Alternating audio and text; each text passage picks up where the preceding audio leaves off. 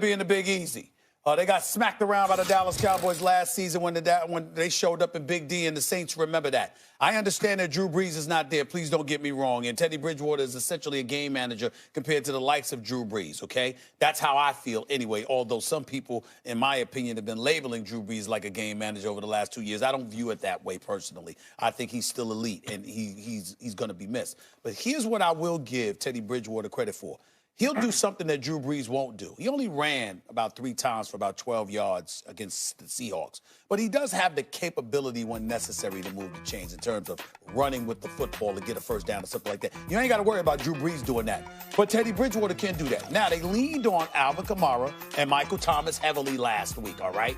All right, we saw what they did against the Seahawks, those two. The secondary weapons like Ted Ginn Jr. and others. I mean, you don't see that much from them. But the way I look at it is this. This is why I have the Saints winning this game.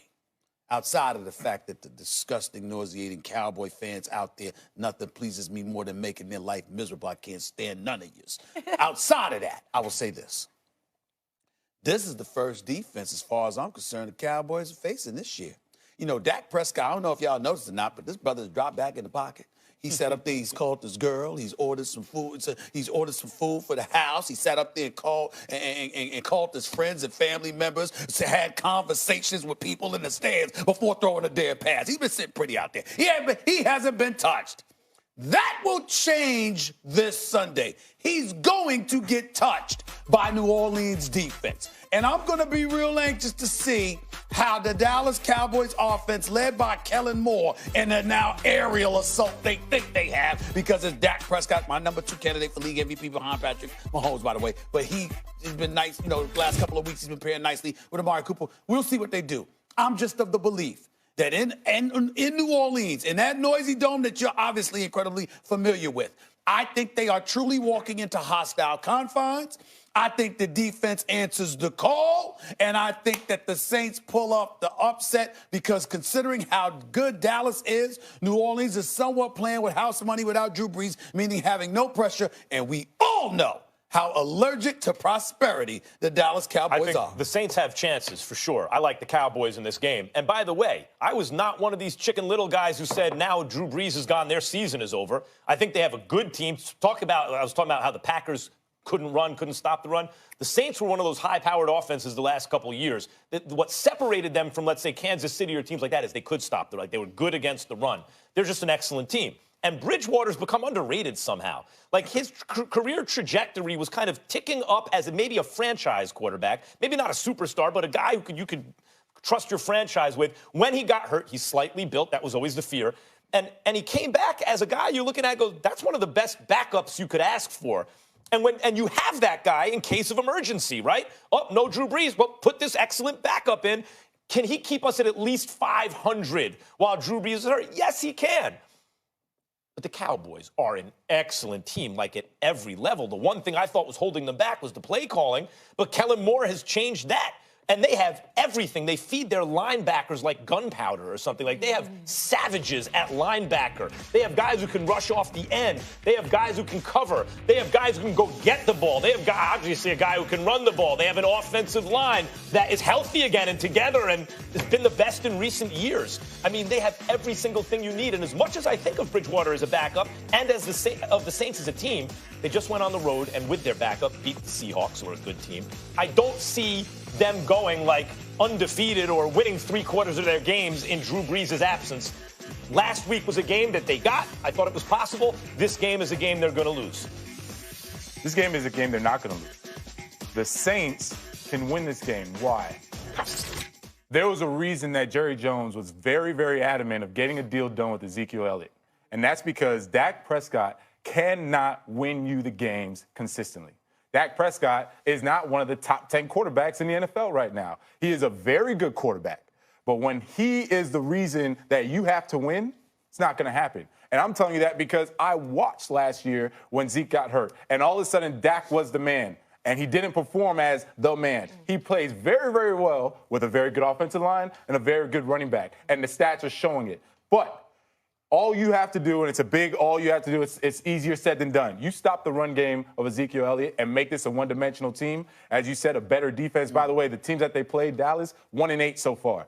1-8. But you act like it's a static something. I got to tell you something. Go back for a second. Your words just hurt my spirit. It Go hurt ahead. my spirit. I mean, that hurt me. Because I got to true. tell you something right now.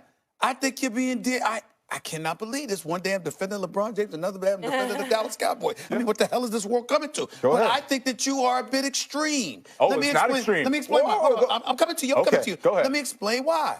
I understand anything that you point to in regards to him in the past. Because in the past, Ezekiel Elliott was there. You were asking him to play a specific role. Clearly, the offense was tailored to Ezekiel Elliott. Not to say that that's not the case now, but with the advent of Kellen Moore, as your offensive coordinator, you got rid of Scott Linehan now. Right. You've gone to a more aerial assault. You're asking him to do more. As a result, he's completing nearly 75% of his passes, and nobody would question that he's a top 2 candidate for league MVP honors. The only reason you can air out as you're doing, same thing that happened with Goff when Sean McVay got there, is because you have an Ezekiel Elliott. Just like Goff had Gurley back there. But wait a minute, if you Jonathan, don't have, you're acting hold like... on a second. Wait. When you talk about the top quarterbacks in the NFL, when I watch film and I have to get ready to play one of these guys on a Sunday, I'm saying, man, and I don't care who's the running back, man, he is a problem. Jonathan, He's a problem. He's a problem versus coverage.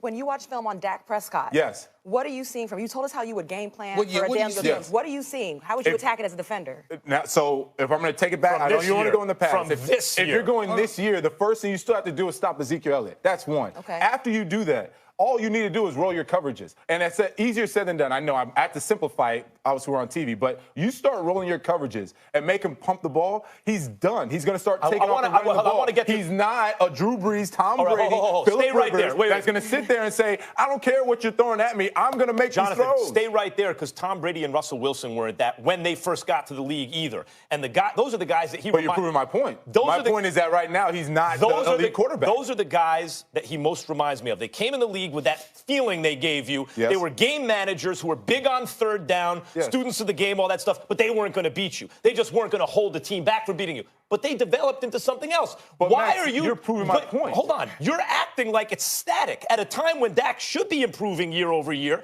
he looks improved this year, and you're going, for a sample, back to what he's been the first couple of years, where he was ticking up. Why can't you say he's making a leap this year? Because a lot of people have accelerated where he is as opposed to saying where he really is. As you just said, Russell Wilson, year 2, year 3, we said, oh, he's a really good quarterback. We didn't say he's one of the top quarterbacks in the NFL. No one said that about him. We're trying to say that about Dak right now when it's not the case. I got a question. That's why. I got a question. I don't think you can say that this year so far. He's getting better this year so far. And I told you why you can say that. You played. We didn't. Yes. I hear where you're coming from. But I'm going to put you on the spot since you're going to stick out your chest saying this kind of stuff right now. I love it. Would you pay Zach? Would you pay Dak? Yes, I would. He will be the highest paid quarterback at some point. Yes. You would pay him. And I would pay him. I'm saying if it were you, if it were your money, yes. Would you give him that money? I would pay him because he You would pay completes him this up. number one money while you're saying that he's not a That's top where I'm 10 going. quarterback? Yeah, because That's this where is develop into it. outside the top Exactly, Stealing my thought, Rob. because what did we just say? I I said I agree with you that Right. he is ascending and getting better, correct? Just like Goff was ascending and getting better. Goff got paid top-tier money, right? So why would Dak not get paid top-tier money? That's exactly the same thing. I'm with There's you no on difference. your... I'm with you on Dak, and I've had the exact same point of view. He's going to get there. Correct. However, what can you take from this year? Don't go back to last year and unpack it that way. From this year that makes you say, based on how he's played, that he's still not that guy. Hold on, piggybacking off of Max's question, just so you know, Yes. their first game was against the Giants, second game against the Redskins, third game against the Miami Dolphins. Yeah. Go ahead. 1-8 should be really 0-9 right. their opponents. That's He right. can't help that. That's All right. he can do is... I'm just telling you the talent, that the level of defense that he's playing against. Now, your question, you're talking about how can he prove it to you? In other words, all you're saying is he hasn't proven it that level of ascent is real, right? Because of the teams he's playing, because of what's around him. No, we're talking about two different things. The level of ascent is real. Now, that's why I said, without a doubt, I would pay him, and he would be the highest paid quarterback at some point. What I'm talking about is, where is he ranked right now as far as quarterbacks? There are many quarterbacks that you would take. If I told you take Breeze over Dak, you would say yes. If I said Philip Rivers over Dak, you would say nope. Okay, Philip Rivers over Dak. Not right now. I would take Dak. Wow. I saw Rivers, who I love. I'm rooting for him to win a Super Bowl. I saw him like a deer in headlights against Belichick's defense. That's not my reason. At Foxborough, That's not my reason. last year in the playoffs when he needed to play big. You should But be now you went back to the past. You just brought up Belichick as the reason. Yeah, Stop no. it. Here's Well, the deal. you gotta win. I would say this to you. This is why I wouldn't take Rivers. My issue with Rivers has always been his immobility. Okay. And the side on as accurate as he can be. I know that brother can fling the football. Please don't get me wrong. But he's no Dan Marino. He's a little bit shy of that. And I just look at him as somebody you can game plan for easy because I think when things break down and break apart, Phillip Rivers has no choice but to throw the football away. Dak Prescott can move the chains with his feet. Okay. And that matters to me. That's the Rivers only has reason I'm not saying been that. big enough. I know he's not the thrower. That's fine. In As his we're talking biggest about games, he Rivers, hasn't played big enough. As we're talking about Rivers, there have been times when he didn't have a running game, correct? All the time, And there were times when he still performed very, very well at a high level. Yes or no? Yes, correct. Have you seen that from Dak? Excuse me? Have you seen that from Dak? Not yet. We don't have the evidence of that yet. You had the evidence last year. He had every opportunity to show that. Last year, you and me are on the same. When he had Look, what you're really arguing is we don't know if the level he's playing at now is an illusion or not because he has so much around him and the schedule. And what I'm saying is that may be true. But again, like with Daniel Jones, what's your best guess? Your best guess is it's largely an illusion. He's mostly the same guy he was last year. I don't think you can say that in this point in his career. He should be going up. It's not a guess. I'm telling you, if I'm playing on Sunday night, and I'm there, if my coach is not telling me that we need to stop Ezekiel first and stop the run game and make Dak beat us, then there's something wrong with the game plan. That's what I'm telling you, because that's what I see on film. You got receivers everywhere. I'll give you a great example. NFC Championship game. Right. When I played an NFC Championship game, and there was Adrian Peterson in his prime and Brett Favre. Who do you think we said we had to stop first? Run the ball, stop the run. Wrong.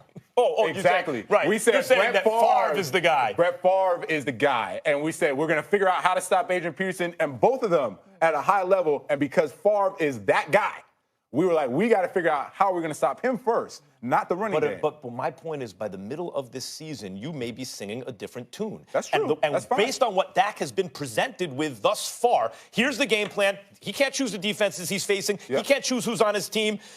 He can't help the fact that he has Amari Cooper and he has Devin Smith and he has And I'm not knocking any of that. He's a good quarterback. Randall Cobb. I'm not He's knocking hitting any of that. everybody. He's a good quarterback and should be paid.